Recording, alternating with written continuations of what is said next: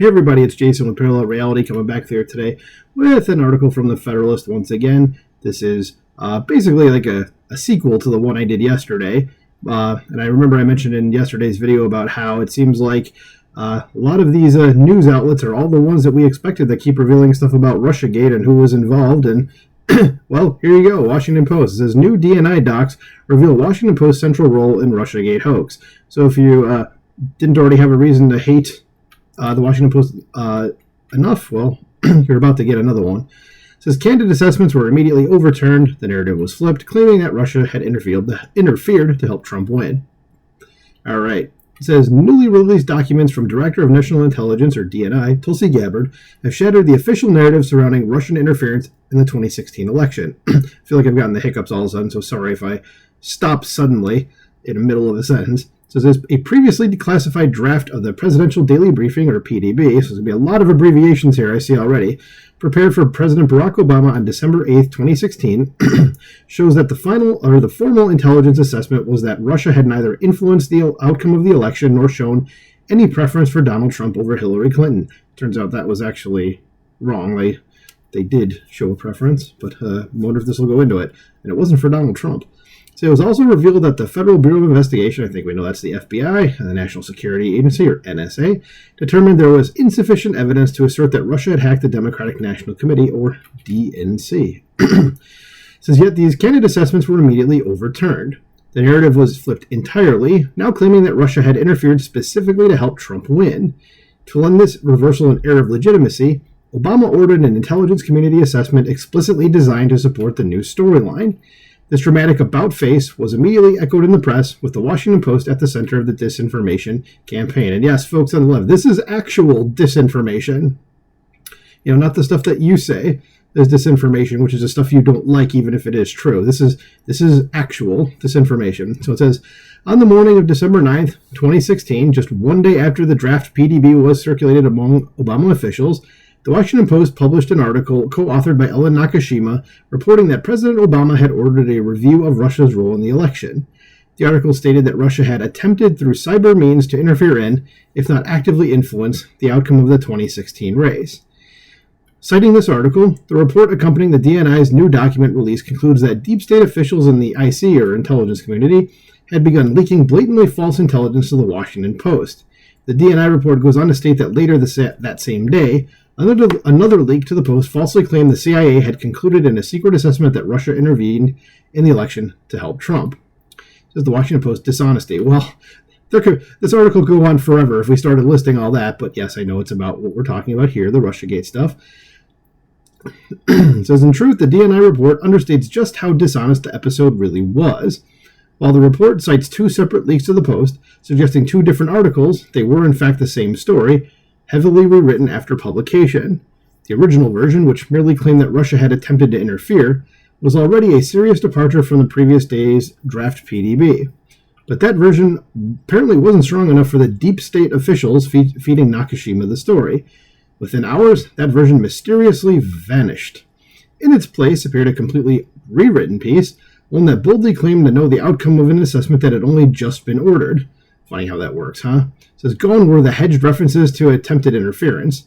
The rewrite now flatly declared that Russia intervened in the 2016 election to help Trump win the presidency. It says this was a wholesale transformation of a tentative report into a weaponized political narrative, that Trump owed his presidency to Russian President Vladimir Putin. Crucially, this rewrite appeared under the exact same URL as the original article, with no public acknowledgement, correction, or editor's note about the massive change. The original headline, Obama Orders Review of Russian Hacking During Presidential Campaign, remains visible in the URL to this day. But it was replaced by the far more dramatic loaded headline, Secret CIA Assessment Says Russia Was Trying to Help Trump Win the White House.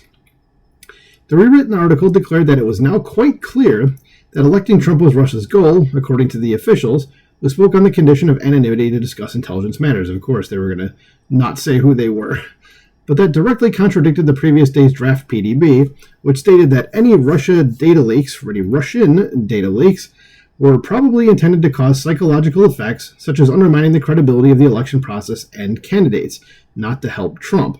The PDB assessment wasn't merely cautious.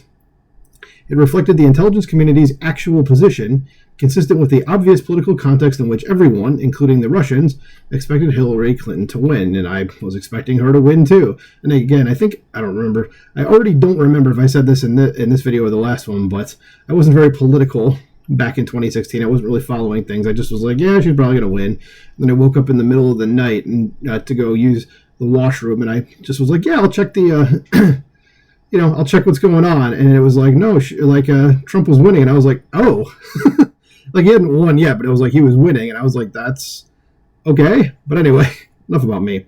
This Nakashima's rewritten article wasn't just a dramatic pivot. It was a blatant rewrite of reality and a deliberate attempt to manufacture a new narrative in service of a political agenda. The stealthy overhaul of the initial December 9th piece strongly suggests that Nakashima was acting not as a reporter, but as a willing conduit for the intelligence community. Yeah, that'd be strange if one day somebody, like a source for any story, was like, this didn't happen, and you start writing up something, and then they come back to you the next day and they're like, oh, by the way, it did.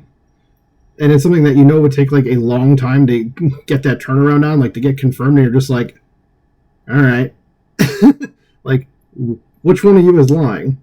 Does the stealthy overhaul of the initial December 9th piece strongly suggests that Nakashima is acting not as a reporter, but as a willing conduit for the intelligence community. Having co-authored the original, more restrained version herself, she would have known the new narrative was false, or at the very least, highly suspect, that she published it anyway. The secretive edit, rather than issuing a new article or a transparent update, something even the DNI report seems to have missed, makes the entire episode even more suspect. The rewritten December 9th article became the cornerstone of Obama's public case that Trump's election had been engineered by Putin. That same day, Lisa Monaco, Obama's Homeland Security and Counterterrorism advisor, later Biden's Deputy Attorney General and a key figure behind the Trump and January 6th prosecutions, so put her in prison, says issued a statement reaffirming the president's order for a full intelligence community review. But this intelligence community assessment, that's ICA is the actual abbreviation for that, we learned that, I think, on the prior video, was never a neutral inquiry. It was a political weapon designed to retroactively manufacture a conclusion that directly contradicted the intelligence community's own findings as laid out in the December 8th PDB. Advancing a fraudulent narrative is our next section here. It says this fraudulent narrative shift could not have succeeded without media complicity, particularly from the Washington Post and Nakashima, who acted as a key conduit in disseminating the falsehood crafted by Obama officials when they reversed the previous day's intelligence assessment to claim that Russia had influenced the 2016 election.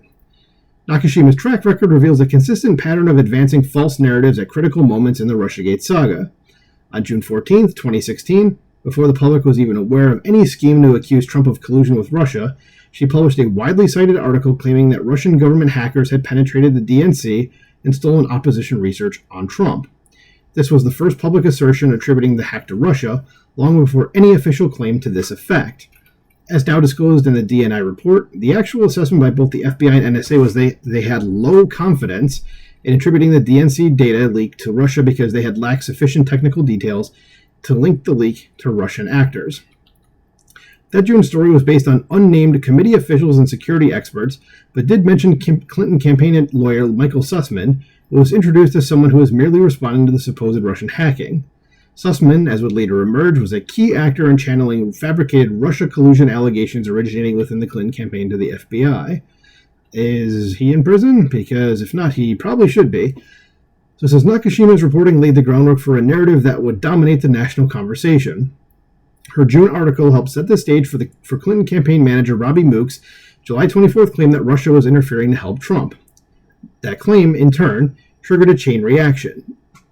Australian ambassador to the UK Alexander Downer contacted the US Embassy in London to report a conversation he had with Trump campaign advisor George Papadopoulos about the possibility that Russia had derogatory information about Hillary Clinton. It turns out that they actually did, and now that we know that, about her condition. But we'll keep going here. It says, as Downer would later admit, Papadopoulos had simply conveyed common talking points about Hillary Clinton's emails. The FBI then used Downer's vague account as a fig leaf to justify opening their own fraudulent Crossfire Hurricane investigation. So this is all planned stuff, it seems. Not good. As Nakashima and the Post did not stop there. On September 5th, 2016, she co-authored a piece titled Intelligence Community Investigating Covert Russian Influence Operations in the United States.